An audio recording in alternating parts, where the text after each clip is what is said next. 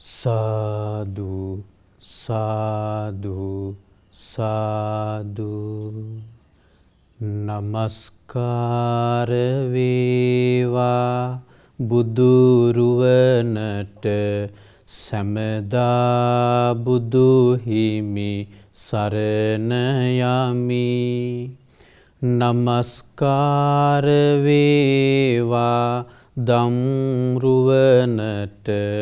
සැමදා සදහම් සරණ යමි. නමස්කාර වේවා සංඝරුවනට සැමදා මහා සංඝ සරණ යමි. නමස්කාර වේවා තුනුරුවනට සැමදා තිසරණ සරණ යමි. සාදු සාදු සාදු. අපගේ ගුරු දේවෝත්තම වූ කල්යාණ මිත්‍රෝ පින්වත් ලොකු ස්වාමීන් වහන්සේට අප හැමදෙනාගේ ගෞරවාදර නමස්කාරය වේවා. සාදු සාදු සාදු. ශ්‍රද්ධාවන්ත වාසනාවන්ත පින්වත්නි, කෙලවරක් නොපෙනෙන දීර්ඝ සසර ගමනක් ගෙවාගෙන එන අපිට භාග්‍යතුන් වහන්සේ නමකගේ ශාසනයක් මුණ ගැහිලා, ඒ ශාසනයේ අපිට තිරුවන් සරණ යන්න අවස්ථාව ලැබිලා, භාග්‍යතුන් වහන්සේ වදාළ විදිහට අපිට පුළුවන් ආකාරයෙන් සිල් ගුණ ධම් ආරක්ෂා කරන්න අවස්ථාව ලැබිලා, අපි එතනින් නවතින්නේ නැතුව බුදුරජාණන් වහන්සේ වදාළ උතුම් ධර්මය පුළුවන් විදිහට අපි ශ්‍රවණය කරමින්, ඒ ධර්මය නුවණින් විමසමින්, ඒ ධර්මය අවබෝධ කරගන්න ඕනේ කියලා, ඒ ධර්මයෙන් පිහිට පිළිසරණ ලබා ගන්න ඕනේ කියලා වීරිය වඩන පිරිසක් අපි. අපිට පුළුවන් විදිහට මම අර මුලින්මත් කිව්වට ඒක දුර්ලභයි කියලා, මේ යුගයේ මොනතරම් දුර්ලභ දෙයක්ද නිවන් මඟ දියුණු කරගන්නවා කියන එක මම මුලින්මත් කිව්වා. පින්වත්නි, බාධාමයි වැඩි. ධර්මයේ දියුණු කරගන්න යන කෙනෙකුට බාධාමයි වැඩි.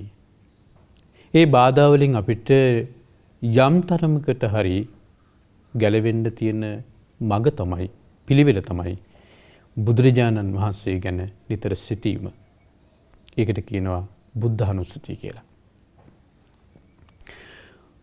කාත් කවුරුත් නැතුව අපි අසරණ වෙච්ච වෙලාවක පවා අපිට කිසිදු බාහිර පිහිටක් පිළිසරණක් නොලැබුණු අවස්ථාවක පවා අපිට දරුණු රෝග වසංගත ආදී ඒ කරදරයන්ට, ව්‍යසනයන්ට මුහුණ දෙන්න සිද්ධ වෙච්ච අවස්ථාවක පවා අපේ වස්තුව වළඳ ඒ ඔක්කොම අහිමි වෙච්චි, අසරණ වෙච්ච අවස්ථාවක පවා අපිට බුදුරජාණන් වහන්සේ සිහි කරගන්න පුළුවන් නම්,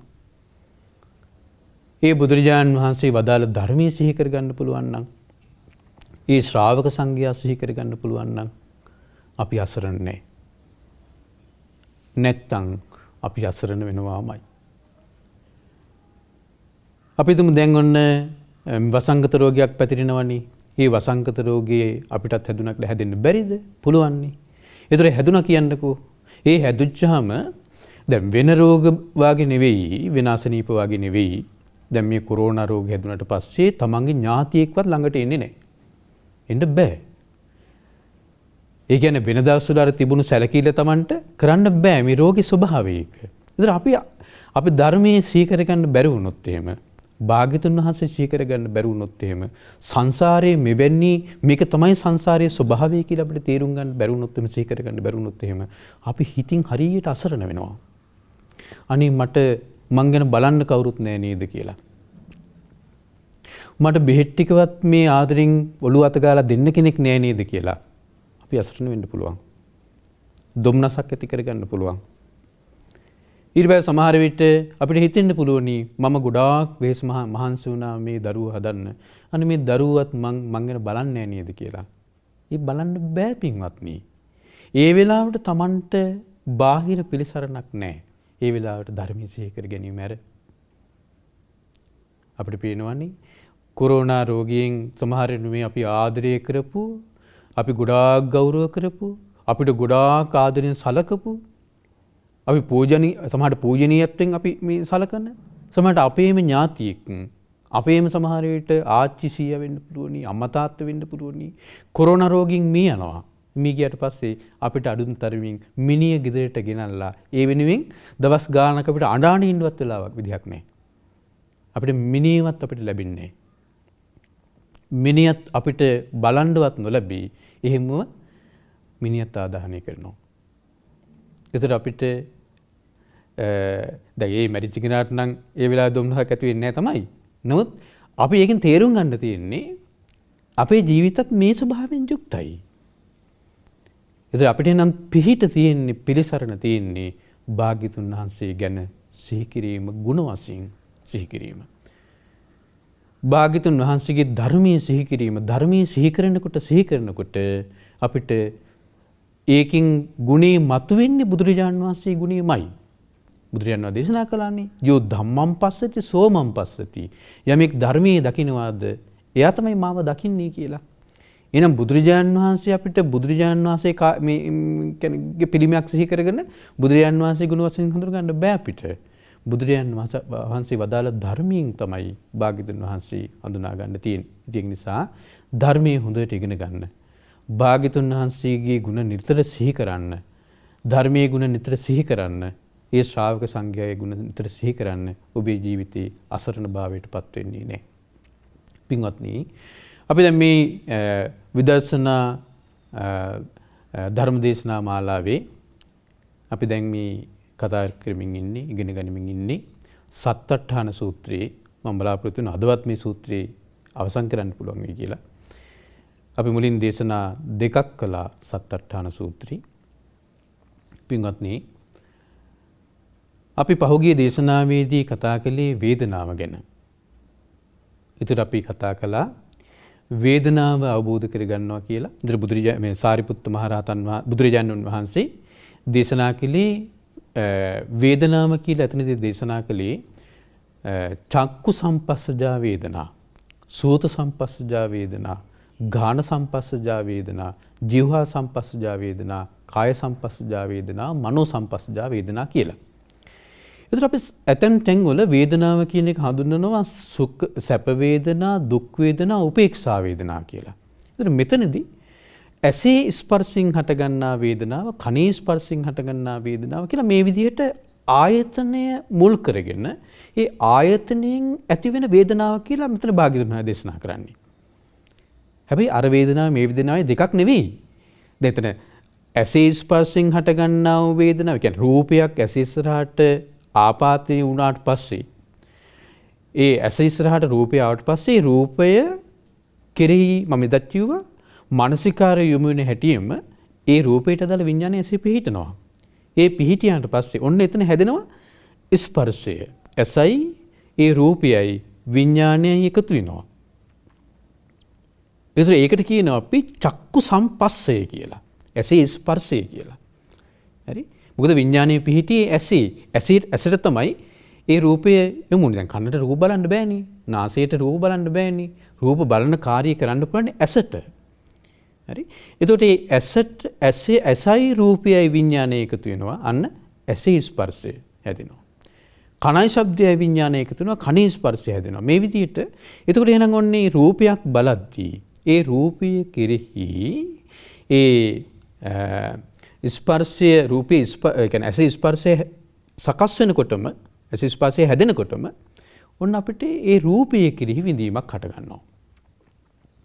ඊළඟ ඒ විඳීමට මුල්ුනේ අර ස්පර්ශය. විඳීමට මුල්ුනේ ස්පර්ශය.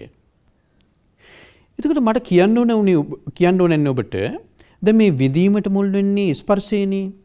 එතකොට එහෙනම් ස්පර්ශය වෙනස් වෙනකොට විඳීම වෙනස් වෙනවා. ඒක පැහැදිලිනේ. දැන් මම ඔබට මෙහෙම කියන්නම්කෝ. දැන් මේ ස්පර්ශයේ වෙනස් වෙන්න මූලික වශයෙන් බලපාන්නේ ඇසද රූපයද විඥානයද? ඇසද රූපයද විඥානයද? ස්පර්ශයේ විඳීම වෙනස් වෙන්න බලපාන්නේ. විඳීම වෙනස් වෙන්න බලපාන්නේ විඥානය. සිත. ඒක මම චුට්ටක් උඩ පැහැදිලි කරන්නම්. අපි හිතමු එකම රූපයක් තියෙනවා. ඒ රූපය පුජ්‍යලයන් දෙන්නෙක් එකවර මේ රූපය දිහා බලනවා.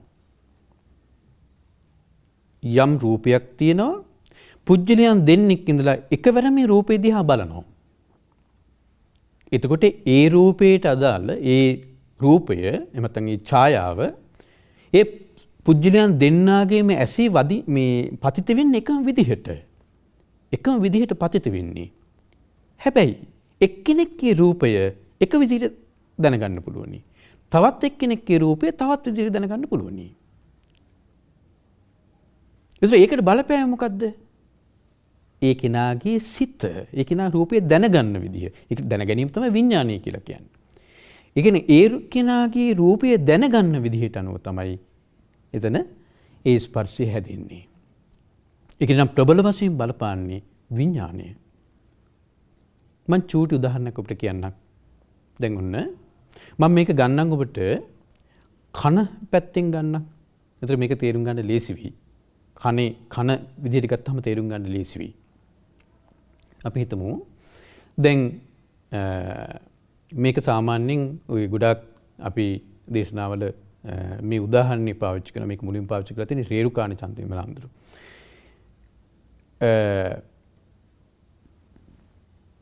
මම කවුරු හරි කෙනෙක් කියනවා පාන් කියලා. ඒතර පාන් කියපුවාම ඔබට මොකද්ද මතක් වෙන්නේ?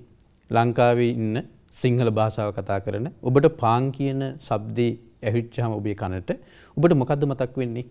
පාන් ගෙඩියක්නේ. නේ? ඔබට මතක් වෙන්නේ පාන් ගෙඩියක්. හැබැයි ඉන්දියාවේ ගිහිල්ලා ඉන්දියාවේ කෙනෙකුට පාන් කියලා කියනවා. එතකොට ඉන්දියාවේ කෙනාට මතක් වෙනවද පාන් ගෙඩියක්? නැහැ. එයාට මතක් වෙන්නේ බුලත් පිටක්. ඒකට හේතුව තමයි හින්දි භාෂාවෙන් පාන් කියලා කියන්නේ බුලත් පිටට. එතකොට මේ શબ્දේ වෙනස් වුණාද? શબ્දේ වෙනස් වුණේ නැහැ. શબ્දයේ එකමයි. පාන් කියන සද්දෙමයි. පාන් කියන සද්දේ සිංහල භාෂාව කතා කරන කෙනෙකුට ඇහුණට පස්සේ එයාට මතක් වෙන්නේ පාන් ගෙඩියක්.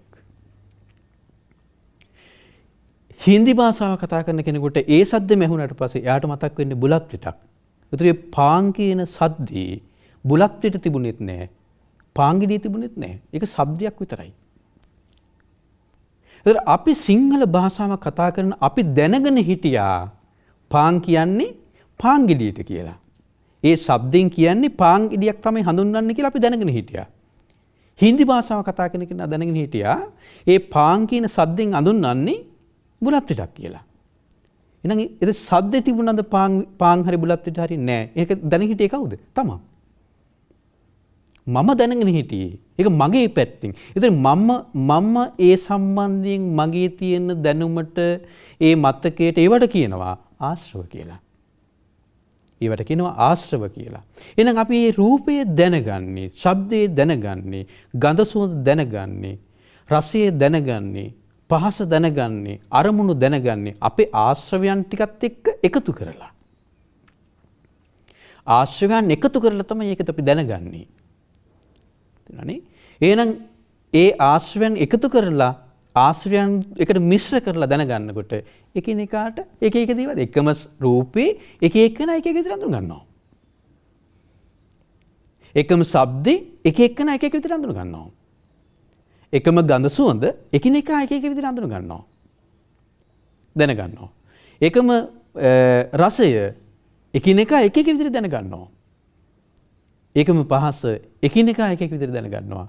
එකම අරමුණ උනත් එකම සිතිවිල්ල උනත් එක එකනා එක එක විදිහට ඒක දැනගන්න පුළුවන්. එතන ඒකට බලපෑම මොකද්ද? ඒක දැනගන්න විදිහ. ඒ කියන්නේ අපේ ආශ්‍රවත් එක්ක එකතු වෙලා එතන සකස් වෙන විඥානය. විඥානය ඒ සකස් වුණාට පස්සේ ඒ විඥානයේ ඒ ස්පර්ශය තුලින් තමයි අපි ඒක විඳින්නේ.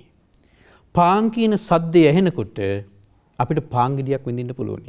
පාන් වලට ගොඩක් ආස කෙනෙක් නම් එයාට සැප වේදනාවක් එයි. පාන් එපා වෙලා නම් තියෙන්නේ එයාට දුක් වේදනාවක්. අදත් පාන්ද කියලා. අදත් පාන්ද කියලා දුක් වේදනාවක් එයි. හරි. ඊට පස්සේ ඉන්දියාවේ කෙනෙකුට නම් ඒ ශබ්දෙම ඇහෙනකොට එයා බුලත්තට නම් කැමති එයාට සැප වේදනාවක් එයි. බුලත්තට ගැන හිතලා. එයාට බුලත්තට එපා වෙලා නම් තියෙන්නේ එයාට දුක් වේදනාවක් එයි. එකම ශබ්දෙන් පාන් කියන එකම ශබ්දෙන්. හරි. එහෙනම් ඔන්න පින්වත්නි අපිට එතකොට එනම් මේ වේදනාවට මුල්ුනේ ස්පර්ශය. විඳීමට මුල්ුනේ ස්පර්ශය. ස්පර්ශය වෙනස් වෙනකොට විඳීම වෙනස් වෙනවා. ස්පර්ශය වෙනස් වෙන්නේ ස්පර්ශයට හේතු වෙච්චි හේතුන් වෙනස් වෙන ස්වභාවයෙන් යුක්තයි. ඒවා අනිත්‍ය වෙන ස්වභාවයෙන් යුක්තයි. මොකද්ද? ඇස, රූපය, විඥානය, කන, ශබ්දය, විඥානය, නාසය, ගඳ සුවඳ, විඥානය, දිව, රස, විඥානය, කය, පහස, විඥානය, මනස, අරමුණු, විඥානය. මේ තුන වෙනස් වෙන ස්වභාවයෙන් යුක්තයි. මේ තුන අනිත්‍ය වෙන ස්වභාවයෙන් යුක්තයි. විපරිණාමයට පත් වෙන ස්වභාවයෙන් යුක්තයි. එතකොට ස්පර්ශය වෙනස් වෙනවා, අනිත්‍ය වෙනවා, විපරිණාමයට පත් වෙනවා. ඊට අනුව විඳීම වෙනස් වෙනවා. හරි. ඒක තමයි එතකොට වේදනා ඔන්නතන තමයි හැදෙන්නේ වේදනා උපාදානස්කන්ධය හැදෙන්නේ. හරි. ඒ වේදනාවට අපි තුල චන්දරාගය තියෙනවා නම් චන්දරාගය හටගත්තට පස්සේ එතන වේදනා උපාදානස්කන්ධය හැදෙනවා. ඊට පස්සේ මේ ස්පර්ශීම බලපානවා සංඥාවට. සංඥාව කියලා කියන්නේ හඳුනා ගැනීම. සංඥාව කියලා කියන්නේ. හරි. ඒතර සංඥාවට ඒතර මොකද්ද හඳුනගන්නේ? හඳුන ගන්නවා ඇසින් රූප හඳුන ගන්නවා. එතනක් තියෙන්නේ රූප සංඥා චෛමේ බික්කවේ සංඥා මහණෙනි සංඥා හයක් තියෙනවා. මොකද්ද? රූප සංඥා. රූපය හඳුනා ගන්නවා. ශබ්ද සංඥා ශබ්දය හඳුනා ගන්නවා. ගන්ධ සංඥා ගඳ සුවඳ හඳුනා ගන්නවා. රස සංඥා රසය හඳුනා ගන්නවා. පොට්ටබ්බ සංඥා පහස හඳුනා ගන්නවා. ධම්ම සංඥා අරමුණු හඳුනා ගන්නවා. එහෙනම් මේ හඳුනා ගන්නවා කියන එක තමයි සංඥාව කියලා කියන්නේ. මොකද්ද හඳුනගන්නේ? හඳුනගන්නේ විඳීමෙන්. විඳින දේ හඳුනගන්නේ. යම් වේදේති තං සංජානාති. විඳින දේෙන් තමයි හඳුනාගන්නේ. අපිට නිකන් හිතෙන්නේ මේක අනිත් පැත්ත වගේ කියලා. හඳුනා ගන්න දේ ඔස්සේ විඳීම හට ගන්නවා වගේ කියලා. නෑ බුදුරජාණන් වහන්සේ දේශනා කරනවා විඳින දේ ඔස්සේ හඳුනා ගැනීම ඇති වෙන්නේ. මුලින් හටගන්නේ විඳීම. විඳින දේ හඳුනාගන්නේ. හරි. ඒතර ඒකට හඳුනා ගැනීමට බලපෑවේ පින්වත්නි ස්පර්ශය. හඳුනා ගැනීමට බලපෑවේ ස්පර්ශය. ඇසයි රූපයයි විඥානය එකතු වීම එකතු වුණාට පස්සේ ඔන්න ඒක විඳිනවා අපි ඒ රූපය. ඒ විඳීම ඔස්සේ ඒ රූපය හඳුනා ගන්නවා. මේ ඉන්නේ අම්මා. මේ ඉන්නේ තාත්තා. මේ ඉන්නේ සහෝදරයා සහෝදරිය. මේ ඉන්නේ මම ප්‍රිය කරන කෙනා. මේ ඉන්නේ මම අප්‍රිය කරන කෙනා. මේ ඔක්කොම හඳුනා ගන්නවා. මොකක් නිසාද? අර තුන ඇසයි රූපයයි විඥානය එකතු වෙලා ඇති වෙන විඳීමත් එක්ක හඳුනා ගන්නවා. හරි. එහෙනම් ඔන්න කනයි ශබ්දය විඥානය එකතු වෙච්චාම ශබ්දය හඳුනා ගන්නවා. ශබ්දයේ විඳිනවා විඳීම ඔස්සේ ශබ්දය හඳුනා ගන්නවා අපි. විඳින ශබ්දය. ඊළඟ නාසය ගඳ සුවඳයි විඥානය එකතු වුනහම නාසී ස්පර්ශය හැදෙනවා. එතකොට ඒ ගඳ සුවඳ අපි විඳිනවා. ඒ විඳින ගඳ සුවඳ අපි හඳුනා ගන්නවා.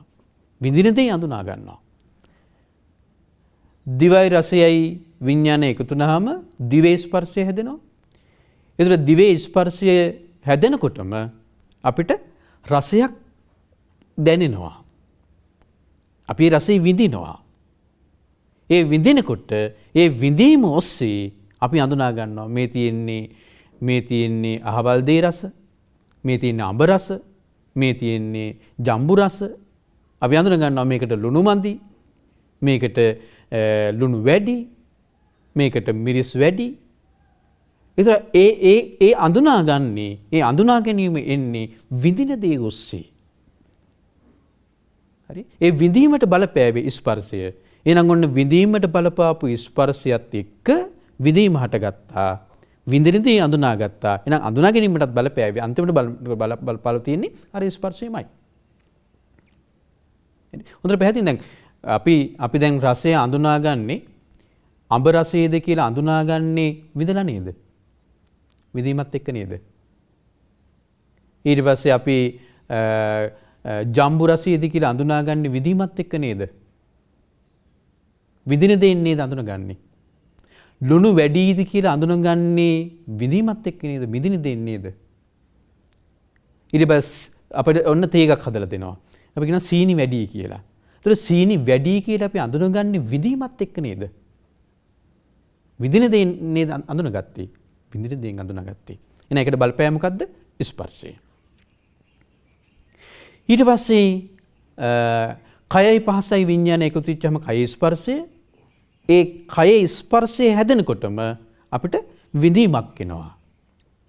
මේක ගොරෝසුයි, මේක සියුම්, මේක රස්නේ, මේක සීතලයි ආදී වශයෙන් විඳීමක් එනවා. දැන් සමහර කට්ටිය කියන්නේ මේ දැන් සෙරෙප්පු දෙකක් දුන්නාම මේ සෙරෙප්පු දෙක රළු වැඩි, ගොරෝසු වැඩි, තද වැඩි කියලා කියනවා. මොකද කොහොමද ඒක අඳුනගත්තේ? තද වැඩි කියලා. ඒ දැනෙන විඳීමත් එක්ක, වේදනාවත් එක්ක. හරි. එතකොට එහෙනම් ඒකට බලපෑවේ කයයි, පහසයයි, විඥානයයි එකතු වීම. තමයි බලපෑවේ. එහෙනම් ඔන්න සංඥාව. ඊට පස්සේ මනසයි අරමුණුයි විඥානය එකතු වෙනවා. ඒතර මනසේ ස්පර්ශය හැදෙනවා. ඒ මනසේ ස්පර්ශය හැදෙනකොටම අපි විඳිනවා. දැන් සමහර කට්ටිය ඉන්නේ. දැන් ඔන්න එක තැනකටලා බලාගෙන ඉන්නවා කොහේ හරි දිහා බලාගෙන ඉන්නවා. හරි. සමහරට යාට මේ ඉස්සරහින් කවුරුත් දිහත් පේන්නේ නැහැ. මොකද එයා මොන හරි දෙයක් හිත ඉන්නවා එයා. මනසින් එයා කල්පනා කර ඉන්නවා යම් දෙයක්. ඒ කල්පනා කර ඉන්නකොට ඒ කල්පනාවේ එයා විඳ ඉන්නේ. ඒ කල්පනා දැන් මනසයි අරමුණයි කියන්නේ මනසට අරමුණක් එනකොටම ඒකට විඥානේ ඊට අනුව සකස් වෙනවා මනසේ. ඒ තුන එකතු වෙනවා. එකතු වෙනකොටම ඔන්න විඳීමක් හට ගන්නවා. ඒ අරමුණ ඔස්සේ. අපි නොඑක් විඳින් ඉන්නවා මනසින්. හරි. සමහර විඳීම් සැප විඳීම්. මනසින් අපි නොඑක් සැප විඳිනවනේ. නොඑක් සැප විඳීම් විඳිනවනේ මනසින්. සමහර කට්ටිය මනසින් ගෙවල් හදනවා. හරි. මනසින් සමහරට තට්ටු 3ට 4ට ගෙවල් හදලා AC කරලා සමහරට ඇටච් බාත්රූම් දාගෙන සමහර ලොකු බල්ලෙක් කිම හදාගෙන හොඳ ස්විමින් පූල් එකක් හදාගෙන මේ මනසින්. ඒතර ඒක එයා විඳිනවා ඒ වෙලාවේ. හරි. ඒ විඳින මනසින් විඳිනවා. ඒ ඔස්සේ අපි අඳුනා ගන්නවා ඒ විඳින දේ. හරි. ඊළඟ ඔන්න සංඥාව කියලා කියන්නේ අඳුනා ගැනීම. ඒකට බලපෑවේ ස්පර්ශයමයි. ඊට පස්සේ පින්වත්නි ඒක තමයි එතකොට සංඥාවේ සමුදය. ස්පර්ශ සමුදය, සංඥා සමුදය.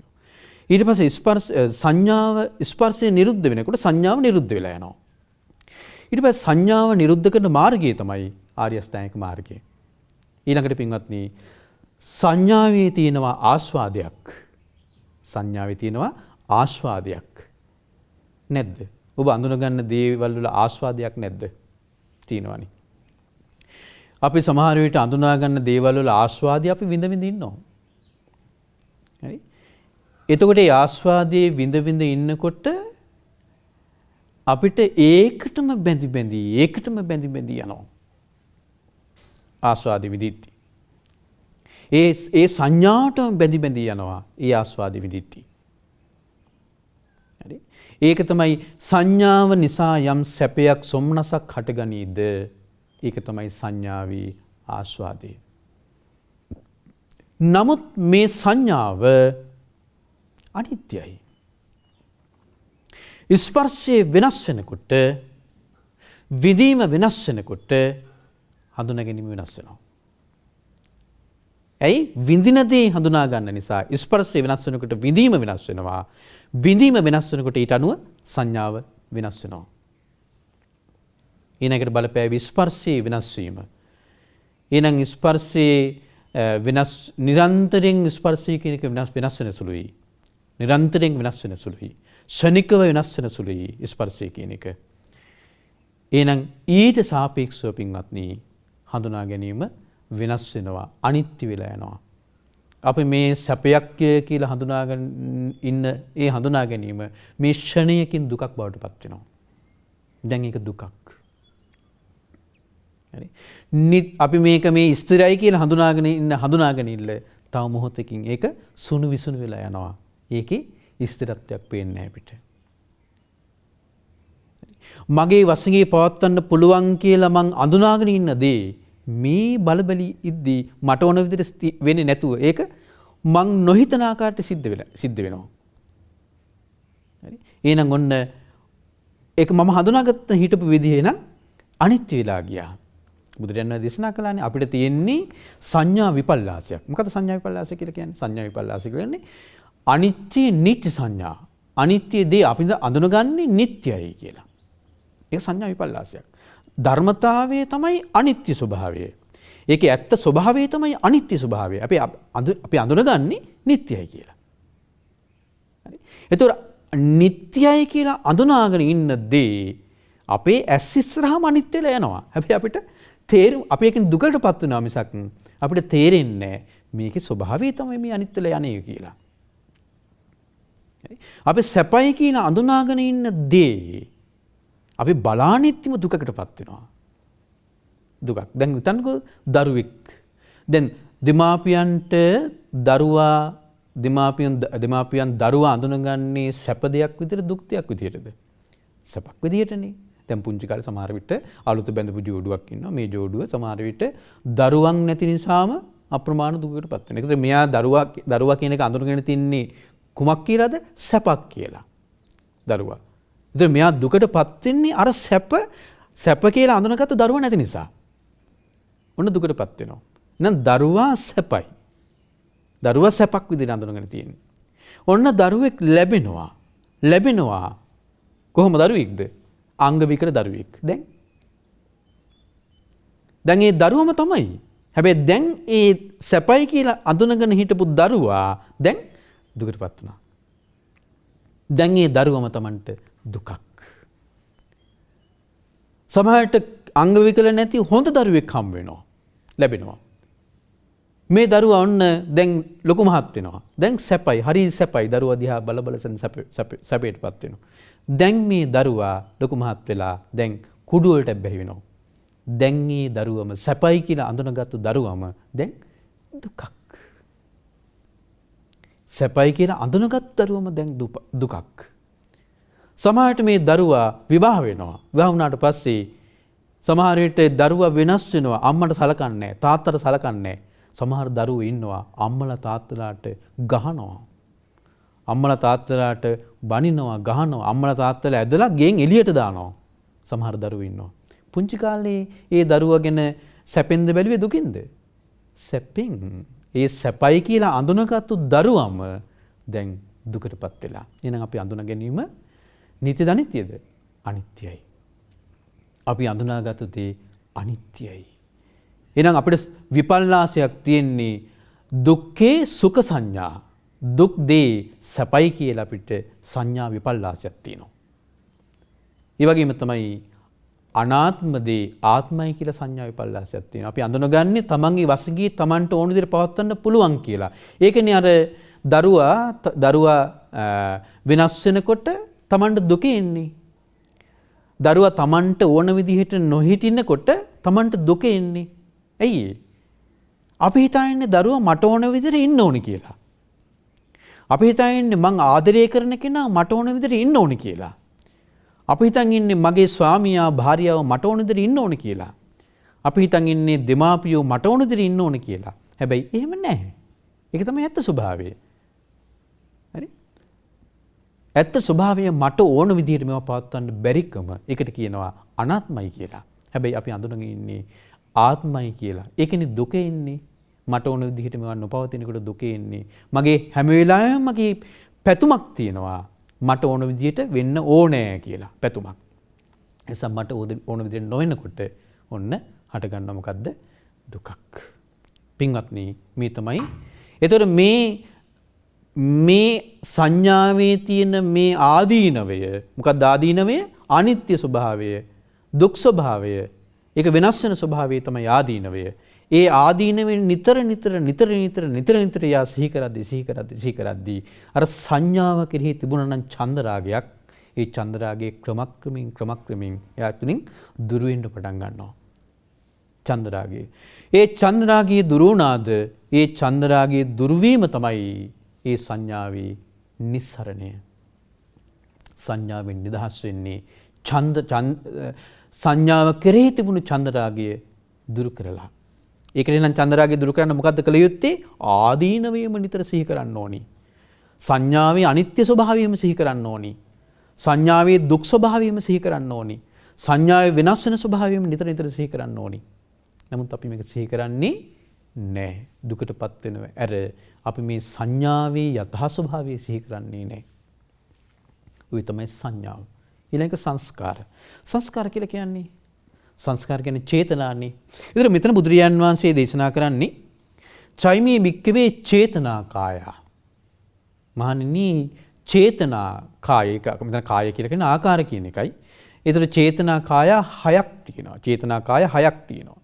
රූප සංචේතනා, සද්ද සංචේතනා, ගන්ධ සංචේතනා, රස සංචේතනා, පොට්ටබ්බ සංචේතනා, ධම්ම සංචේතනා. මේ තමයි චේතනා 6. මොකද්ද මේ රූප සංචේතනා කියලා කියන්නේ? ඇස ඉදිරියට රූපයක් ආවට පස්සේ ඊට අදාළ විඥානයේ ඇසේ පිහිටනවා. ඔන්න ඒ තුන එකතු වුණා. ඒක ඇසේ ස්පර්ශයයි. ඒ ස්පර්ශය ඇති වෙනකොට මේ රූපය අපි විඳිනවා. හරි? රූපය විඳිනවා. ඒ විඳින දේ අඳුනා ගන්නවා. ඒක තමයි සංඥාව. අඳුනා ගන්න රූපය ගැන අපි හිතනවා. අඳුනාගත් රූපය ගැන හිතනවා. ඒක තමයි චේතනා කියලා කියන්නේ. ඒ රූපය ගැන අපි සිතිවිලි පහල කරනවා. සිතනවා අපි රූපය ගැන. එක විදිහට රූපය ගැන හිතනවා අපි. ඒක තමයි චේතනා. චේතනා පහළ වෙනවා රූපය ගැන.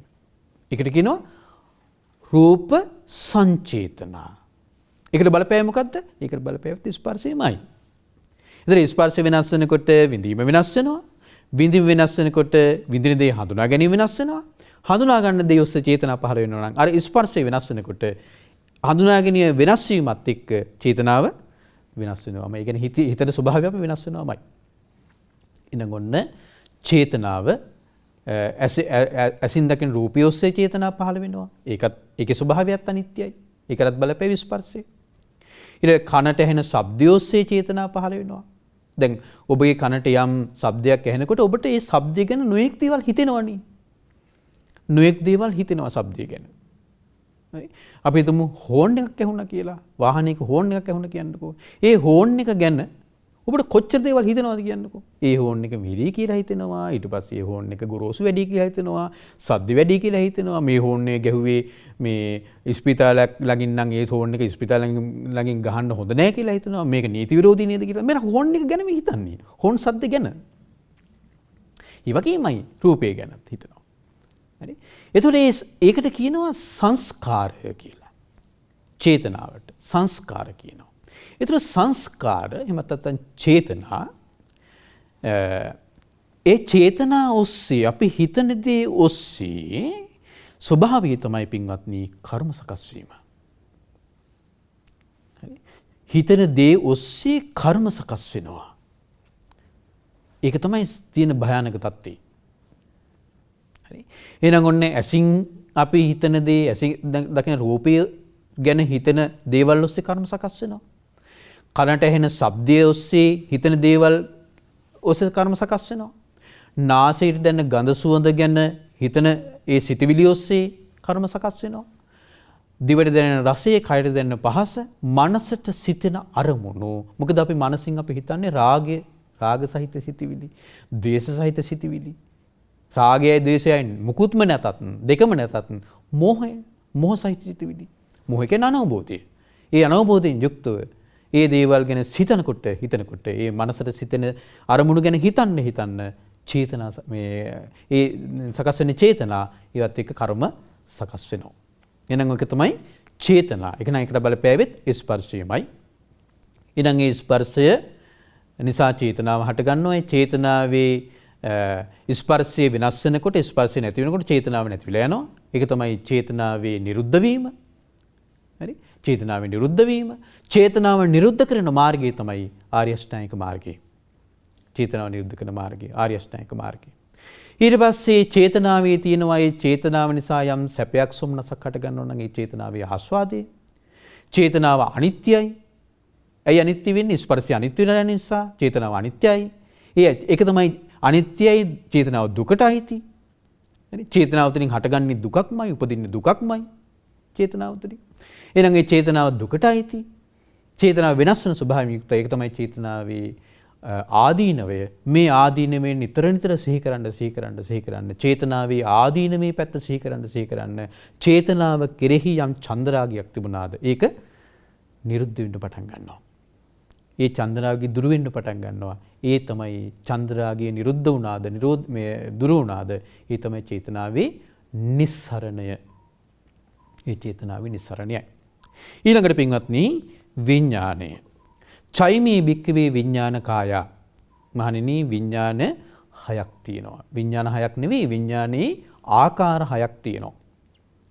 ඒ තමයි චක්කු විඥානය, ඇසේ විඥානය, සෝත විඥානය, කනේ විඥානය, ගාන විඥානය, නාසයේ විඥානය, જીවහා විඥානය, කය විඥානය, දිවේ විඥානය, ඊට පස්සේ කාය විඥානය, කය විඥානය, මනෝ විඥානය, මනසේ විඥානය. ඔය තමයි විඥානයේ ආකාර 6.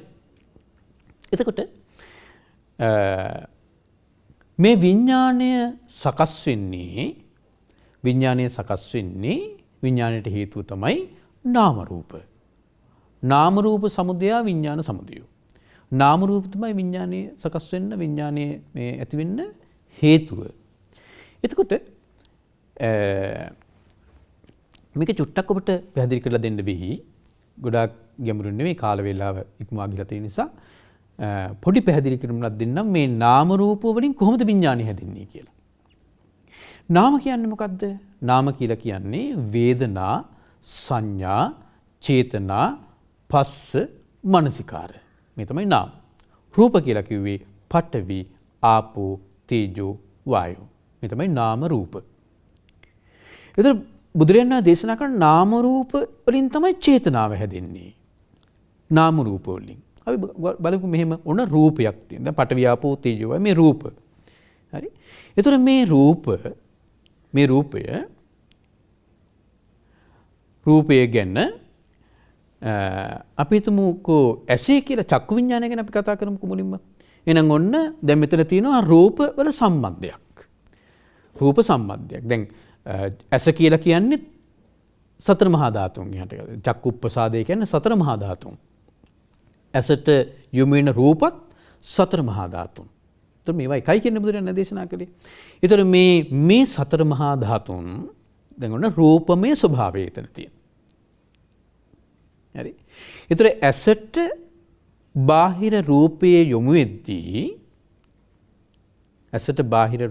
වෙද්දී කියවනේ විඥාණය එක පිහිටනවා කියලා. ඒතර අපිට නිකන් හිතෙනවා මෙහෙම දෙයක්. මේක මේ විනාඩි ගානක ක්‍රියාවලියක් වෙන්න ඇති කියලා. විනාඩි ගානක ක්‍රියාවලියක් නෙවෙයි මේක. මේක එක ශනික සිද්ධියක්. හරි. මේක එක ශනික සිද්ධියක්. එතකොට මේ විඥාණය මේ ඇසේ පිහිටන්න ඒතර ඇසේ විඥානීය පිහිටියා කියලා කියන්නේ එතන හැදුන ස්පර්ශය. ඇසයි රූපයයි විඥානයේ එකතු වුණා ඔන්න ස්පර්ශය හැදුනා. හරි. ස්පර්ශය හැදෙනකොට ඒ තුල තියෙනවා මොකක්ද? විඥානය. ස්පර්ශය හැදෙනකොට ඒ තුල විඥානය තියෙනවා.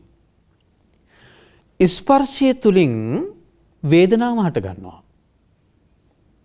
ස්පර්ශය තුලින් සංඥාව හට ගන්නවා. වේදනා සංඥා. ස්පර්ශය තුලින් චේතනා හට ගන්නවා. වේදනා සංඥා චේතනා. ස්පර්ශය එතන තිබුණා. හරි.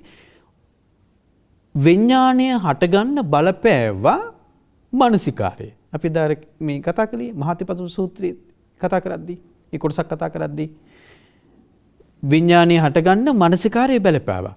වේදනා සංඥා චේතනා පස්ස මානසිකාර. හරි. වේදනා සංඥා චේතනා පස්ස මානසිකාර. මේ මොකද්ද? නාම ධර්ම ටික. වේදනා සංඥා චේතනා පස්ස මානසිකාර. මේ නාම ධර්ම ටික. මේ නාම ධර්ම ටික තනියෙන් පවතින්න බෑ. නාම ධර්ම තනියෙන් පවතින්නේ නැහැ කොහෙවත්. ඒකට රූපයක් මුල් වෙන්න ඕනේ. අන්න රූප, නාම රූප, සතර මහා ධාතුන් පඨවි ආපෝ තේජෝ වායෝ.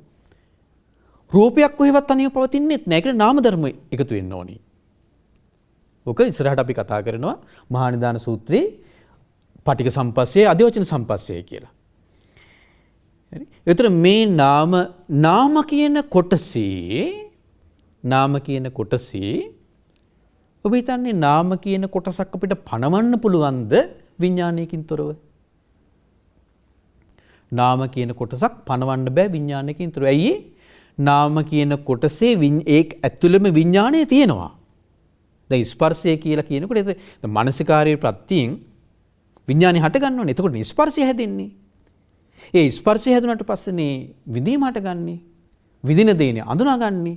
අඳුන ගන්න දේ ඔස්සේ චේතනා පහළ වෙන්නේ. එහෙනම් වේදනා සංඥා චේතනා පස්ස මානසිකාර. හරි.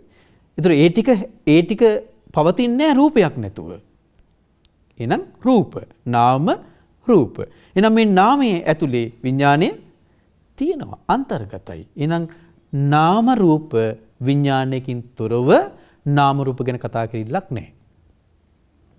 ඒක අනිත් පැත්ත බලන්නකෝ.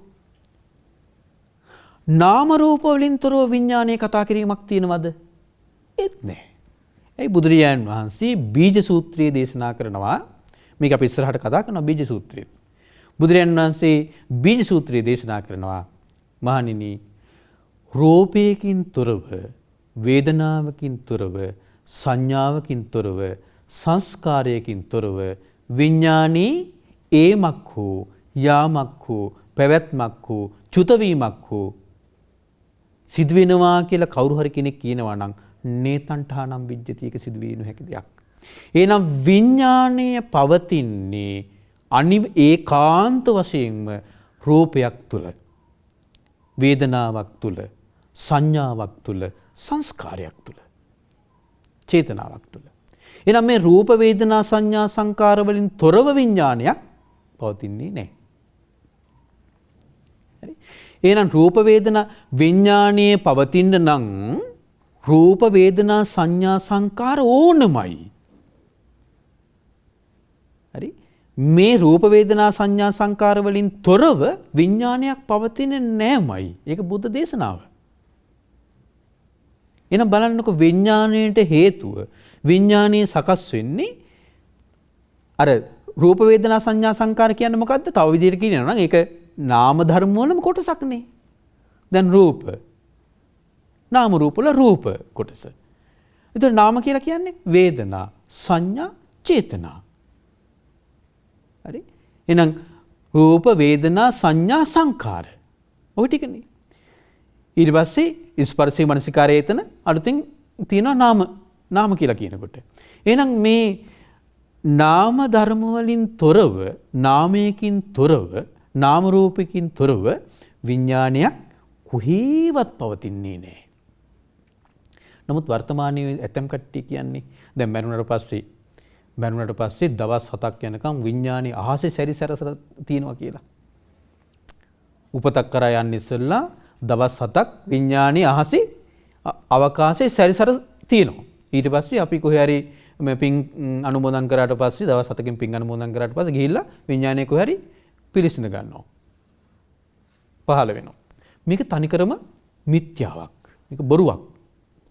බුදුරජාණන් වහන්සේගේ දේශනාවට අනුව රූපයකින් තොරව, වේදනාවකින් තොරව, සංඥාවකින් තොරව, සංස්කාරයකින් තොරව විඥානේ පැවතීමක් නැහැ. විඥානේ තනියම පවතින්නේ නැහැ. එනම් විඥානේ හටගන්න විඥානේ පවතින විඥාණයට රූපය වේදනාව, සංඥාව, සංස්කාර ඕනමයි. එහෙනම් විඥාණයට හිතමු නාම රූප විඥාණයට හේත් උමනාමයි. හරි ඔක අර ලස්සනට සාරිපුත්ත මහරහතන් වහන්සේම නලකලාප සූත්‍රයේ සංයුත්ත නිකාය 2 නලකලාප සූත්‍රයේ සාරිපුත්ත මහරහතන් වහන්සේ දේශනා කරනවා මේ නාම රූප විඥානවල මේ පැවැත්ම එකිනෙකට සම්බන්ධව තියෙන මේ පැවැත්ම බටමිටි දෙකක් එකට හේතු කරලා තියෙනවා වගේ. එක බටමිටියක් අදිනකොට අනිත් බටමිටියේ වැටෙනවා වගේ. නාම රූප නැත්තම් විඥානය නැහැ. නාම රූප කියන බටමිටියේ නැත්තම් විඥානය කියන බටමිටිය තියෙන්නේ නැහැ. විඥානය කියන බටමිටියේ වැටුනොත් එහෙම නාම රූප බටමිටිය තියෙන්නේ නැහැ. ඇයි දෙකම එකිනෙකට ප්‍රත්‍ය වෙලා තියෙන්නේ. එකිනෙකට හේතු වෙලා තියෙන්නේ. දෙක එකින් එකට ප්‍රත්‍ය වීමෙන් දෙක පවතින්නේ. එහෙනම් පින්වත්නි විඥාණයට පැවැත්මට විඥාණයට අනිවාර්යයෙන්ම නාම රූප ඕනමයි.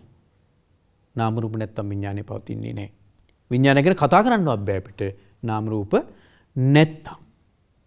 ඊට පස්සේ නාම රූප ගැන කතා කිරීමකුත් නැහැ විඥානයක් නැත්තම්. දැන් මෙතෙන් අපිට ඕනෙන්නේ විඥාණයට හේතු වන්නේ ඔන්න නාම රූප. එහෙනම් නාම රූප ප්‍රත්‍යයෙන් තමයි විඥාණය හටගන්නේ. නාම රූප සමුදය විඥාන සමුදයෝ. නාම රූප නිරෝධා විඥාන නිරෝධෝ. නාම රූප නිරුද්ධ වීමෙන් විඥාණය නිරුද්ධ වෙලා යනවා. නාම රූප නිරුද්ධ වීමෙන් විඥාණය නිරුද්ධ වෙලා යනවා. අයමේව අරියෝ අට්ටංගිකෝ මග්ගෝ විඥාන නිරෝධගාමිනී පටිපදා. විඥාණයෙන් නිරුද්ධ කරන මාර්ගය තමයි ආර්ය අෂ්ටාංගික මාර්ගය. විඥාන නිරුද්ධ කරන මාර්ගය. ඉන්පස්සේ බුදුරජාණන් වහන්සේ දේශනා කරනවා යං විඥානම් පටිච්ච උප්පජ්ජති සුඛං සෝමනස්සං අයං විඥානස්සසාදෝ. විඥානය කියන්නේ දැන ගැනීම. ඒ දැන ගැනීමේ සැපයක් සොම්නසක් තියෙනවා. අපි දැනගන්න දේ ඔස්සේ සැපයක් සොම්නසක් තියෙනවනේ. දැනගන්න දේ ඔස්සේ ආන්නික විඥානී ආස්වාදය. හැබැයි මේ විඥානය මොකද්ද? අනිත්‍යයි. දුකටයි විනාශ වෙන ස්වභාවයෙන් යුක්තයි. හරි? ඒක තමයි විඥානයේ ආදීනවය. එනම් විඥානයේ ආදීනවය ගැන නිතර සිහි කරනකොට අර දැනගන්න දේ අපි දැනගන්න දේ අනිත්‍යයි කියලා. අපි දැනගන්න දේ දුකටයි කියලා. හරි? අපි දැනගන්න දේ වෙනස් වෙන ස්වභාවයෙන් යුක්තයි කියලා. අපි නිතර සිහි කරනකොට පින්වත්නි විඥානේ කෙරෙහි තියෙන ඡන්ද රාගය දුරු වෙන්න පටන් ගන්නවා. විඥානයේ කෙරෙහි තියෙන ඡන්ද රාගය දුරු වෙන්න පටන් ගන්නවා. ඒ ඡන්ද රාගය දුරු වෙනවද? ඒක තමයි විඥානී නිස්සරණය. එහෙනම් විඥානී නිස්සරණය කියන්නේ විඥානයේ කෙරෙහි තියෙන ඡන්ද රාගය දුරු වීම. ඡන්ද රාගය දුරු වෙන්න නම් විඥානීය ආදීනවේ නිතර දැන් හරි වැදගත් මොකද්ද? මේ පංච උපාදානස්කන්ධයේ ආදීනවේ සිහි කිරීම. පංච උපාදානස්කන්ධය නිදහස් වෙන්න තියෙන මූලිකම දේ තමයි ආදීනවේ සිහි කිරීම. එහෙනම් ආදීනවේ සිහි කිරීමයි. ආදීනවේ සිහි කිරීමකොට පංච උපාදානස්කන්ධ නිදහස් වෙන්න පුළුවන්. එහෙනම් අපිට ඒකෙන් පැහැදිලි ආදීනවේ සිහි කිරීම කියලා කියන්නේ ආර්ය අෂ්ටාංගික මාර්ගයම තමයි. ආර්ය අෂ්ටාංගික මාර්ගයම ප්‍රගුණ කිරීම තමයි ආර්ය අෂ්ටාංගික මාර්ගයේ තුල තමයි ඒකේ ආදීනවේ සිහි කර ඒකෙන් නිදහස් වෙන්න තියෙන්නේ අපිට. හරි? එහෙනම් පින්වත්නි හොඳට ඔබ තේරුම් ගන්න මේ එතකොට බුදුරජාන් වහන්සේ දැන් මේ රූපය ගැනයි වේදනාව ගැනයි සංඥාව ගැනයි සංස්කාර ගැනයි විඥානය ගැනයි දැන් මේ පංච උපාදානස්කන්ධය ගැනම දීර්ඝ විස්තරයක් බුදුරජාන් වහන්සේ මේ දේශනාව තුළින් සිදු කරලා තියෙනවා. ඉතින් බුදුරජාන් වහන්සේ දේශනා කළා මේ යේහිකේචි භික්කවේ සමනාවා බ්‍රාහ්මනාවා විඥානං අභිඥාය. ඒ කියන්නේ ඒ කොටස මේ පහටමයිති. දැන් මෙතන විඥානය ගැන. ඒතර යම් ශ්‍රමණීයකෝ බ්‍රාහ්මණීයකෝ මේ විදිහට රූප වේදනා සංඥා සංකාර විඥාන ගැන හොඳට අවබෝධ කරගන්නවා නම් තේරුම් ගන්නවා නම් හරි ඒ වගේම විඥානේ මේ පංච උපාදානස්කන්ධේ හට ගැනීම ගැන හොඳට තේරුම් ගන්නවා නම් ඊට පස්සේ පංච උපාදානස්කන්ධේ නිරුද්ධ වීම ගැන හොඳට තේරුම් ගන්නවා නම් පංච උපාදානස්කන්ධය නිරුද්ධ කරන මාර්ගය ගැන හොඳට තේරුම් ගන්නවා නම් ඒ වගේම පංච උපාදානස්කන්ධයේ ආස්වාදයේ ආදීනමේ නිස්සරණය හොඳට තේරුම් ගන්නවා නම් බුදුරජාණන් වහන්සේ දේශනා කළා ඒ කෙනා ඒ පංච උපාදානස්කන්ධය ගැන නිබ්බිදාය විරාගාය නිරෝධාය පටිපන්නෝ හෝති. එයා ඒක ගැන තේරුම් ගන්නවා නම් හොඳට තේරුම් ගනිමින් නම් ඉන්නේ මේ පංච උපාදානස්කන්ධය ගැන අවබෝධයෙන් කලකිරෙන්න නොයල්ම ඇති වෙන්න නිරෝධය කරා යන්න මාර්ගයට පිළිපන්න කෙනා. අන්න යාට කියනවා තේ සුපටිපන්නෝ කියලා. යාට කියනවා සුපටිපන්නයි කියලා. යේ සුපටිපන්නෝ තේ ඉමස්මින් ධම්ම විනී ගාදන්ති. යමෙක් සුපටිපන්නද මොකද සුපටිපන්න කියන්නේ? පංච උපාදානස්කන්ධය ගැන අර විදිහට හොඳට ඒ සියල්ල හත්පොළ අවබෝධ කර ගැනීම. තේරුම් ගැනීමට වෙහෙසීම. ඒක තමයි සුපටිපන්න. ආන්නේ සුපටිපන්නද එයා ධර්ම විනය තුල පිහිටන කෙනෙක්. ධර්ම විනය තුල පිහිටන කෙනෙක්. යේචකෝ කේච බික්කවේ සමනාවා බ්‍රාහ්මනා එවම් යම් කිසි ශ්‍රමණෙක් හෝ බ්‍රාහ්මණයෙක් වේවා මේ පංච උපාදානස්කන්ධය ගැන ගැන අවබෝධ කරගත්තා නම් ඒ වගේම පංච උපාදානස්කන්ධයේ හට ගැනීම අවබෝධ කරගත්තා නම් නිරුද්ධ වීම අවබෝධ කරගත්තා නම් නිරුද්ධ කරන මාර්ගය අවබෝධ කරගත්තා නම් පංච උපාදානස්කන්ධයේ ආස්වාදය අවබෝධ කරගත්තා නම් පංච උපාදානස්කන්ධයේ ආදීනමය අවබෝධ කරගත්තා නම් නිස්සරණ අවබෝධ කරගත්තා නම් අවබෝධ කරගෙන ඒ පංච උපාදානස්කන්ධය ගැන හොඳට කලකිරිලා විරාගයටපත් වෙලා නිරෝධයටපත් වුණා නම් නිරුද්ධ කරලා දැම්ම නම් පංච උපාදානස්කන්ධය ඒ පංච උපාදානස්කන්ධය කෙරෙහි උපාදාන රහිතව ඒ පංච උපාදානස්කන්ධෙන් නිදහස් වුණා නම් සුවිමුත්තා විමුත්තා තේ සුවිමුත්තා එයාට කියනවා සුවිමුත්ත කියලා. මනාකොට මිදුණු තැනැත්තා සුවිමුත්ත. යේ සුවිමුත්තා තේ කේවලීනෝ ආන්නේ සුවිමුත්ත තැනැත්තා මුළුමනින්ම සම්පූර්ණ වශයෙන්ම කරන්න ඕන දේ කරලා අවසන් කළා. යේ කේවලීනෝ වට්ටන් තේසන් නත්ති පඤ්ඤාපනාය. ඒ සුවිමුත්ත තැනැත්තා ඒ මුළුමනින්ම මේ සංසාර වට්ටෙන් නිදහස් වුණා. නැවත සංසාර වට්ටේ යන්නේ නැහැ. හරි? සසර ගමනක් යාට නැහැ. ඒවං කෝ භික්ඛවේ භික්ඛු සත්තාඨාන කුසලෝ හෝති. මහණෙනි මේන්න මේ වික්ෂුවට තමයි කියන්නේ සත්තාඨාන කුසල කියලා. කියන්නේ මෙන්න මේකටයි.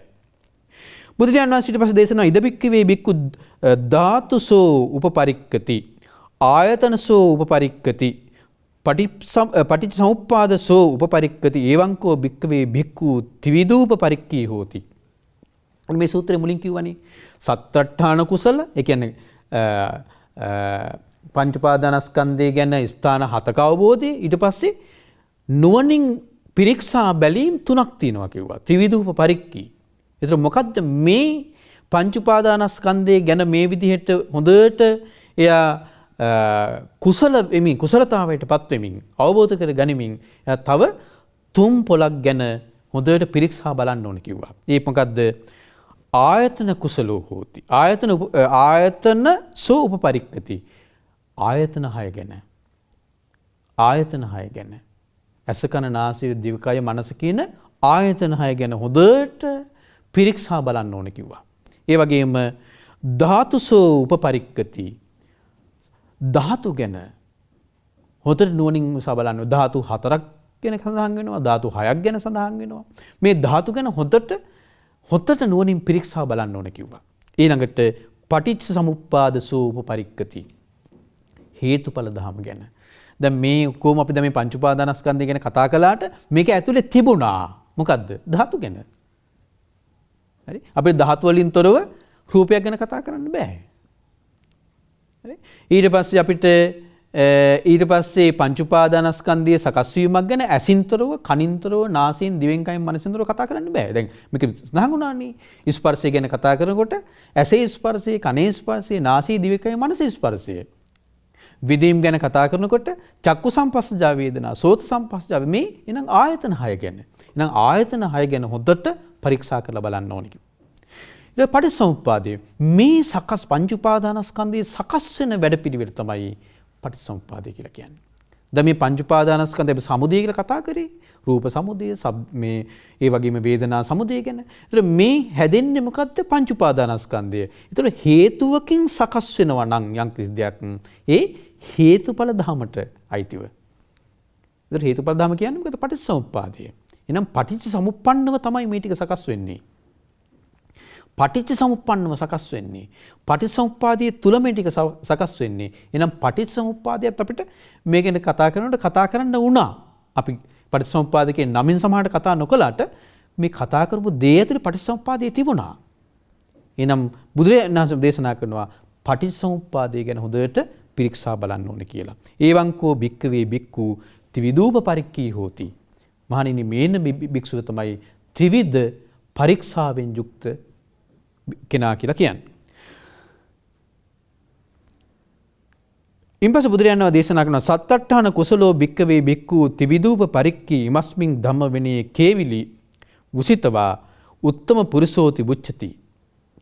මහණෙනි මේ සත්තට්ඨාන කුසල උණු ඒ වගේම ත්‍රිවිධූප පරික්ඛී උණු මේ භික්ෂුව ඉමස්මින් ධම්ම විනයේ මේ ධර්ම විනය තුල කේවලී කියලා කියන්නේ කල යුතු දේ සම්පූර්ණයෙන්ම කරලා අවසන් කරපු තැනැත්තා. රහතන් වහන්සේ කේවලී.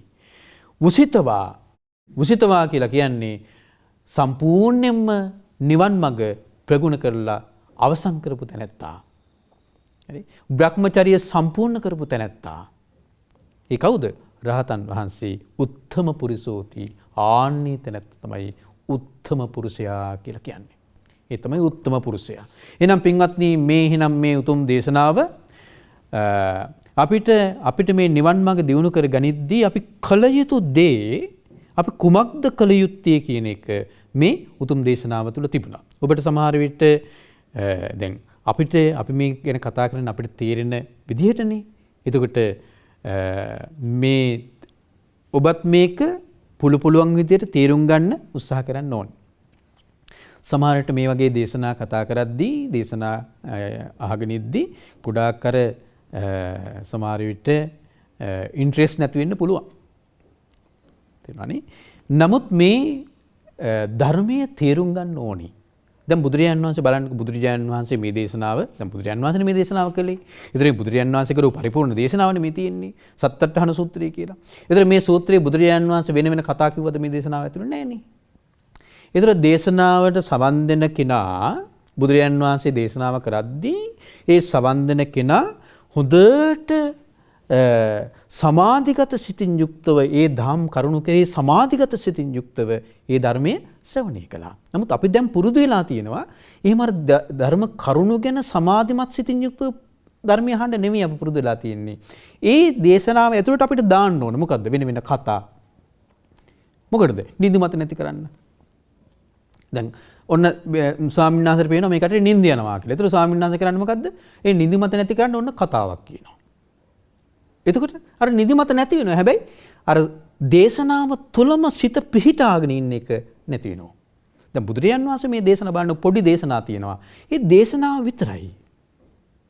දැන් ධම්සක් පැවතුම් සූත්‍ර දේශනාව බලන්නකෝ. ධම්සක් පැවතුම් සූත්‍ර දේශනාවේ ඒ චතුරාරි සත්‍ය ගැන භාග්‍යතුන් වහන්සේ දේශනා කරපු ඒ ටික විතරයි. ආයි භාග්‍යතුන් වහන්සේ වෙන කතා ඒකට ඇතුළත් කරේ නැහැ. දුක විස්තර කරන්න වෙන කතා ඇතුළත් කරේ නැහැ. හරි?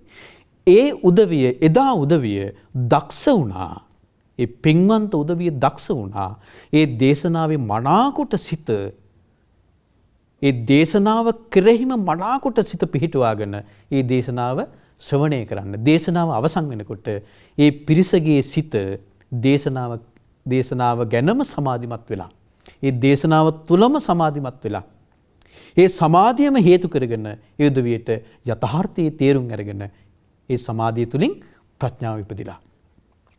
ඒ නිසා අද කාලේ මේ වගේ දෙයක් අපිට බලාපොරොත්තු වෙන්න බෑ. නමුත් අපි පුරුදු වෙන්න ඕනේ පින්වත්නි මේ හොඳට මේ දේශනාව කෙරෙහි සිත මනාකොට පිහිටුවාගෙන දේශනාව ශ්‍රවණය කරන්න. ඉතින් මේ පින්වත් සියලු දෙනාට මේ උතුම් ධර්මයේ ශ්‍රවණය කරමින් මේ ධර්මයේ හොඳට මතක තියාගනිමින් මේ ධර්මයේ හොඳට නුවණින් විමසා බලමින් යෝනිසෝ මනසකාරය ඇති කරගනිමින් විදර්ශනා කරමින් මේ උතුම් ධම් කරුණු තම තමන්ගේ ජීවිතවලට ඒ ධර්මයේ තුලින් ගන්න පුළුවන් ප්‍රයෝජනෙ ගන්න වාසනාව ලැබේවා. හැම දිනාට මේ ගෞතම බුදුසසුනේ උතුම් චතුරාර්ය සත්‍ය අවබෝධ කරගන්න වාසනාව උදා වෙත්වා. සාදු සාදු සාදු.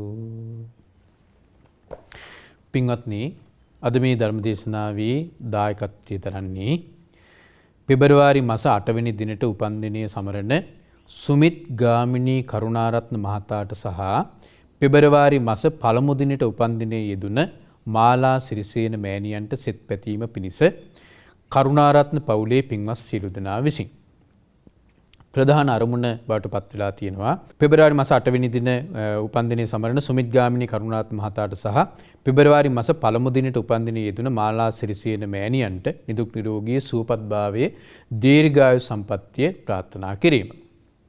ඉතින් මේ පින්වතුන් මේ ධර්ම දේශනාවට අනුග්‍රහය කරලා දායකත්වය දරලා ඒ පින්වතුන් ධර්ම දානමය පින රැස් කරගත්තා. මම මේ උතුම් ධර්මයේ ඔබට පුළුවන් ආකාරයෙන් කියා දීලා ධර්ම දේශනාමය පින රැස් කරගත්තා. ඔබ සියලු දෙනා ධර්ම ශ්‍රවණමය පින රැස් කරගත්තා. ඒ රැස්වුණු සියලුම පුණ්‍ය ධර්මයන් පින් කැමති සියලු දෙවියෝ අනුමෝදන් වෙත්වා. දෙවියන්ගේ දිව්‍ය ආශීර්වාද වඩා වඩා වර්ධනය කරගනිත්වා. දෙවියන්ට දබහබහ චතුරාර්ය සත්‍ය ධර්මය අවබෝධ කරගන්න මේ පින උපකාර වෙත්වා. සාදු සාදු සාදු. ඒ වගේම මේ රැස් කරගත්තු සීලෝම පුණ්‍ය ධර්මයන් අපගේ ගුරු දේවෝත්තම කල්යාණ මිත්‍ර පින්වත් ලොකු ස්වාමීන් වහන්සේට අනුමෝදන් කරමු. පින්වත් ලොකු ස්වාමීන් වහන්සේට මේ පින් අනුමෝදන් වේවා. නිදුක් නිරෝගී සුවපත් භාවයේ සැලසේවා. මේ ගෞතම බුදුසසුනේ මුතුන් චතුරාර්ය සත්‍ය ධර්මය අවබෝධ කරගන්න වාසනාව උදා වේවා. සාදු සාදු සාදු. ජයසිරි සමූහ ව්‍යාපාරයේ අධිපතිව සිට මියගිය හිරියමුල්ල විතානගේ සිරිසේන කරුණාරත්න පියාණන්ට සහ දීපා ශ්‍රියාණී කරුණාරත්න සොහොයුරියට පින් අනුමෝදන් කරනවා. ඒ වගේම මිය පරලොව ගිය කේ ධර්මසිරි සිල්වා පියාණන්ට සහ කුමාරගේ කුමාරී මෑණියන්ටත් පින් අනුමෝදන් කරනවා. ඒ වගේම දායකත්වයේ දරූ සීලුම පින්වතුන්ගේ නමින් නන් අයුරින් උදව්පකාර කළ සියලු පින්වතුන්ගේ නමින් අනන්ත සසර පුරාවට මිය පරලෝකයේ සීලුම ඥාතිහිත මිත්‍රාදීන්ට පින් අනුමෝදන් වෙත්වා. ඒ මිය පරලෝකයේ සීලුම ඥාතීන්ගේ පරලෝක ජීවිත සුවපත් වෙත්වා, සපවත් වෙත්වා. සංසාර දුකින් අත් මිදෙන්න මේ පින උපකාර වෙත්වා. සාදු සාදු සාදු. කරුණාරත්න පවුලේ සියලු දෙනාට නිදුක් නිරෝගී සුවපත් භාවයේ සහ නිරතුරුවම කල්යාණ මිත්‍ර ඇසුර ලැබීම පිණිසත් සුවසේ ධර්මයේ හැසිරීමට අවස්ථාව ලැබීමටද උතුම් චතුරාර්ය සත්‍ය ධර්මය අවබෝධයටද මේ පින උපකාර වෙත්වා. දායකත්වයේ දරූ පින්වතුන්ට එම පවුල්වල සියලුම පින්වතුන්ට නන් අයුරින් උදව්පකාර කළ සියලු පින්වතුන්ට උතුම් චතුරාර්ය සත්‍ය ධර්මය අවබෝධ කර ගැනීම පිණිස මේ පින උපකාර වෙත්වා කියලා සඳහන් කරලා තිබෙනවා. මහමෙවුනා වාසී සියලුම පින්වත් ස්වාමීන් වහන්සේලා ඇතුළු සියලු පින්වත් ස්වාමීන් වහන්සේලාටත් අනගාരികා මෑණියන් වහන්සේලාටත් පැවිදි අපේක්ෂක සියලු දූ පුතුන්ටත් ශ්‍රද්ධා කාර්ය මණ්ඩලයේ සියලුම දෙනාටත් මේ සියලු පින් අනුමෝදන් වෙත්වා කියලා සඳහන් කරලා තිබෙනවා. ඒ වගේම ශ්‍රද්ධා මාසික ධර්ම දාන සමාජිකයින්ටත් ඔබ අප හැමදෙනාගේ ගුරුවර දෙමාපිය ඥාතිහිත මිත්‍රාදීන් සියලු දෙනාටත් මේ පින් අනුමෝදන් වෙත්වා. නිදුක් නිරෝගී සුවපත් භාවයේ සැලසෙත්වා. මේ ගෞතම බුදුසසුනේ මුතුන් චතුරාර්ය සත්‍ය ධර්මය අවබෝධ කරගන්න හැමදෙනාටම වාසනාව උදා වෙත්වා. සාදු සාදු සාදු. හැමදෙනාටම තෙරුවන් සරණයි. නමෝ බුද්ධාය. මෙවැනි වටිනා ධර්මදේශනා ශ්‍රවණය කිරීමට ශ්‍රද්ධා ඩේලි YouTube චැනලය සබස්ක්‍රයිබ් කරන්න.